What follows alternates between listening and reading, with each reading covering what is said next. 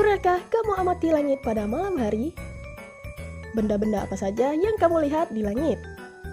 Ya, terdapat banyak ribuan bahkan jutaan benda yang ada di langit. Pernahkah kamu berpikir benda-benda apa saja yang ada di sana? Dalam video ini kita akan belajar dan mengenal benda-benda langit yang ada di tata surya kita. Tata surya. Apa itu tata surya? Tata surya merupakan sistem yang terdapat di galaksi Bima Sakti atau Milky Way. Tata surya adalah kumpulan benda langit yang terdiri atas sebuah bintang yang disebut matahari dan semua objek yang terikat oleh gaya gravitasinya. Objek-objek tersebut adalah planet-planet, satelit, dan jutaan benda langit lainnya seperti asteroid, komet, dan meteoroid. Oke, pertama kita akan mengenali matahari. Apa yang kalian bayangkan saat mendengar kata matahari? Panas, cahaya, besar, atau bersinar? Ya, matahari adalah bintang yang berupa bola gas panas dan bercahaya yang menjadi pusat tata surya. Tanpa adanya matahari, tidak akan ada kehidupan di bumi. Matahari memiliki 4 lapisan: inti matahari, fotosfer, kromosfer, korona. Inti matahari memiliki suhu yang sangat tinggi, yang cukup untuk mempertahankan fusi termonuklir yang berfungsi sebagai sumber energi matahari. Fotosfer.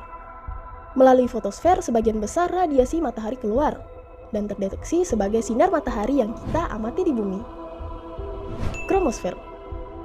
Apakah kalian pernah menyaksikan fenomena gerhana matahari?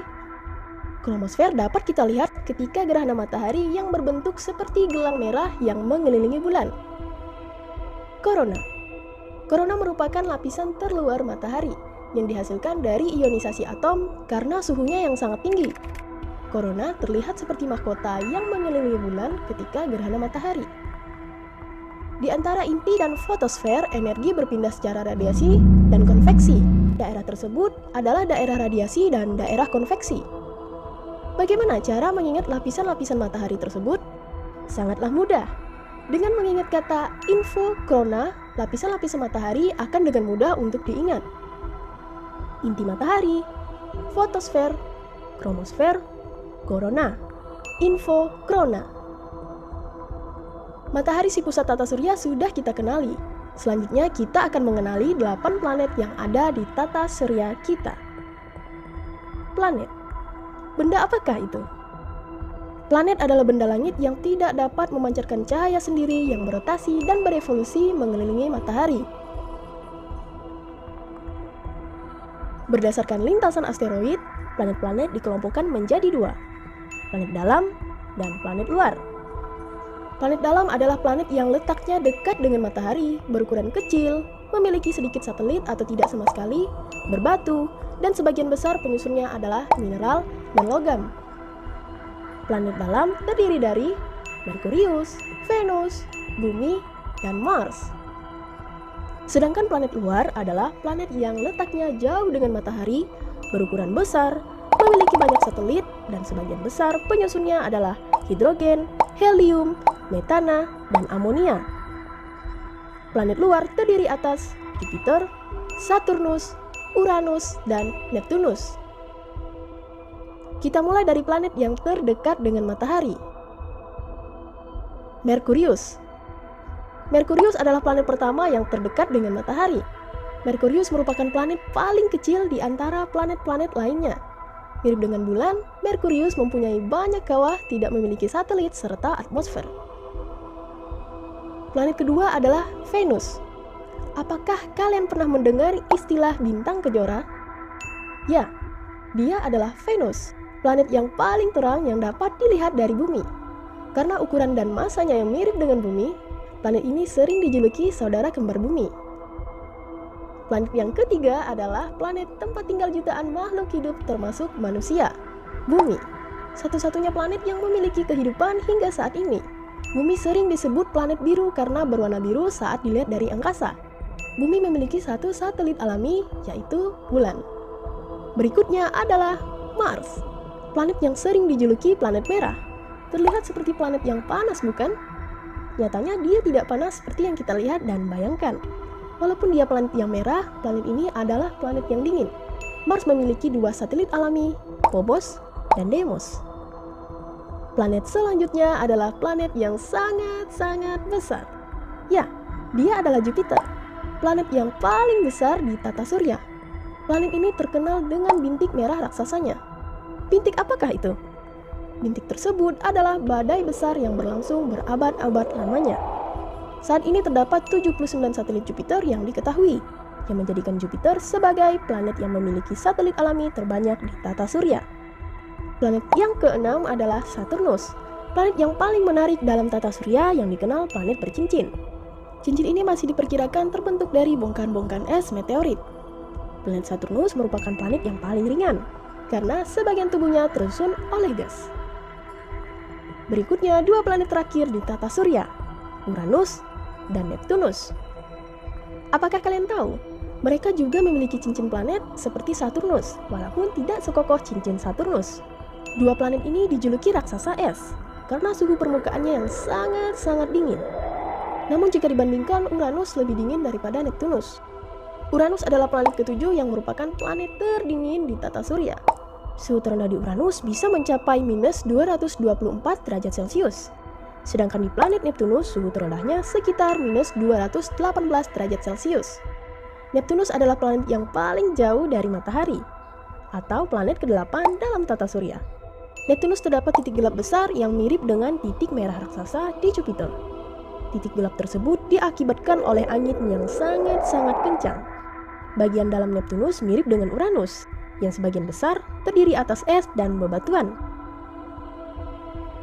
Sebentar, tadi kita melewati asteroid. Mari kita lihat lebih dekat seperti apa asteroid itu. Asteroid adalah potongan-potongan batu yang mirip dengan materi penyusun planet. Ada jutaan asteroid yang umumnya terdapat di bagian dalam tata surya. Mayoritas asteroid yang telah diketahui mengorbit pada sabuk asteroid di antara orbit Mars dan Jupiter. Singkatnya, asteroid yang pertama kali ditemukan adalah Ceres pada tahun 1801 oleh Giuseppe Piazzi. Ya, dan pada awalnya menjadi pertimbangan sebagai planet baru. Istilah asteroid ini diusulkan Sir William Herschel yang berasal dari bahasa Yunani, asteroides, yang berarti seperti bintang atau berbentuk bintang, karena pada penemuan saat itu terlihat sebagai titik-titik cahaya seperti bintang. Wih, benda apa itu? Ternyata dia adalah komet. Komet adalah benda langit yang mengelilingi matahari dengan orbit yang sangat lonjong. Istilah komet berasal dari bahasa Yunani, kometes, yang berarti berambut panjang. Komet ini terdiri dari debu, partikel batu yang bercampur dengan es, metana, dan amonia. Oke, mari kita lihat lebih dekat seperti apa komet ini. Pada komet terdapat beberapa bagian, inti komet, koma, dan ekor komet. Inti komet merupakan bahan yang padat, diameternya mencapai beberapa kilometer. Inti komet ini tersusun dari debu dan gas yang beku. Koma. Bukan koma yang seperti ini. Jadi gini, saat komet mendekati matahari, inti komet menyublim dan membentuk kabut gas dan debu di sekeliling inti komet. Itulah yang disebut koma. Semakin dekat komet ke matahari, gas yang terbentuk semakin banyak. Partikel-partikel pada komet terdorong dari inti oleh angin matahari. Itulah yang disebut ekor komet. Panjang ekor komet bisa mencapai jutaan kilometer. Arah ekor komet selalu menjauhi matahari. Mengapa demikian? Ya, karena dorongan dari tekanan radiasi dan angin matahari, bukan karena ekor komet takut matahari. Dan ini adalah meteoroid. Meteorit adalah potongan batu atau puing-puing logam yang bergerak di ruang angkasa. Ukurannya lebih kecil daripada asteroid. Sebagian besar meteoroid berasal dari asteroid. Ada juga beberapa yang berasal dari komet, bulan, bahkan Mars. Ketika meteorit mendekati bumi, meteorit akan tertarik oleh gravitasi bumi. Sebelum sampai ke bumi, meteorit melewati dan bergesekan dengan lapisan atmosfer bumi yang membuat meteorit terbakar. Itulah yang disebut meteor atau yang kita kenal dengan bintang jatuh. Meteorit yang berukuran kecil biasanya akan habis terbakar ketika melewati atmosfer bumi. Jika dengan ukuran yang besar, meteorit tersebut akan sampai dan menghantam permukaan bumi. Itulah yang disebut meteorit. Jadi, kalian sudah tahu perbedaan meteoroid, meteor, dan meteorit? Oke, meteoroid adalah potongan batu yang bergerak di ruang angkasa. Sedangkan meteor adalah meteoroid yang terbakar melewati atmosfer bumi. Dan meteorit adalah meteoroid yang tidak habis terbakar oleh atmosfer bumi dan sampai ke permukaan bumi.